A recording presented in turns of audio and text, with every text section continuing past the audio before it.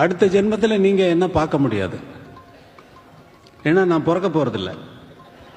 இந்த ஜென்மம் தான். இப்ப நீங்க இந்த நிமிடத்துல என் கூட இருக்கீங்க அப்படிங்கிறதுக்கு ரொம்ப சந்தோஷப்பட வேண்டும்.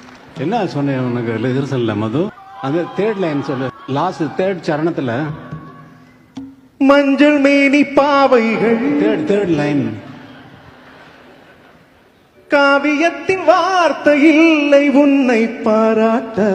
இப்ப சரியா பாடுறான். அவன் பாடினப்ப என்ன பாடின நீ பாடினது பாடு. நான் என்ன சொல்றேன்? காவியத்தில் வார்த்தை இல்லை உன்னை பாராட்ட. அது பாடினா அந்த உன்னை பாராட்டன்னா அதே இப்ப கேட்டா.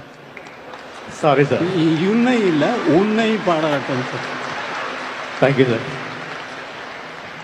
நீ உனக்கு தான் சாரி, எனக்கு சாரி கிடையாது. நீ பேர் ஏட்டியா? அண்ணா பேர் ஏட்டி. நான் என் பேர் மனோ. நான் வேற பேரோட யாராவது வந்துட போறாங்க அப்படின்னு. அது அப்படி வரக்கூடாது. செக் பண்ணிட்டேன். நீங்க தான் மனோ தானே நீ? இப்போ டைட்டிங்ல இருக்கேன். தகி போய உடம்பெல்லாம் இழைச்சி போச்சு அவனுக்கு. வெறும் 2 சப்பாத்தி சாப்பிட்றேன். காலையிலையா? இல்லை, சாப்பாடுக்கு முன்னாடி.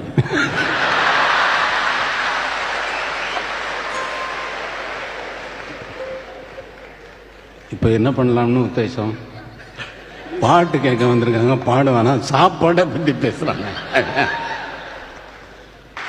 1979 பிரியா திரைப்படம் இசையமைக்கின்ற நேரத்தில்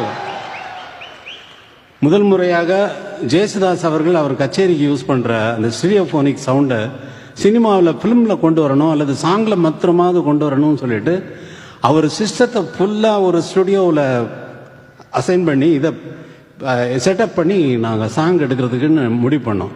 ரொம்ப பரீட்சார்த்தமான முயற்சி. அது ரொம்ப கஷ்டம். ஏன்னா இது வந்து டேப்பில் ரெக்கார்ட் ஆகும். அது இந்த சிஸ்டமெல்லாம் இப்போ இருக்கிற சிஸ்டமெல்லாம் அப்போ இல்லை. ஃபில்மில் மேக்னெட்டிக் டேப்பில் தான் ரெக்கார்ட் ஆகும் சாங். ஃபில்ம் மேக்னெட்டிக் டேப்பில் ரெக்கார்ட் ஆகிட்டு அப்புறம் அதை வந்து டிரான்ஸ்ஃபர் பண்ணி ஃபில்மில் நெகட்டிவ் ஆகிட்டு அப்புறம் பாசிட்டிவ் பண்ணிவிட்டு 3வது ஜெனரேஷன் தான் நீங்கள் கேட்ட சாங் அத்தனையும்.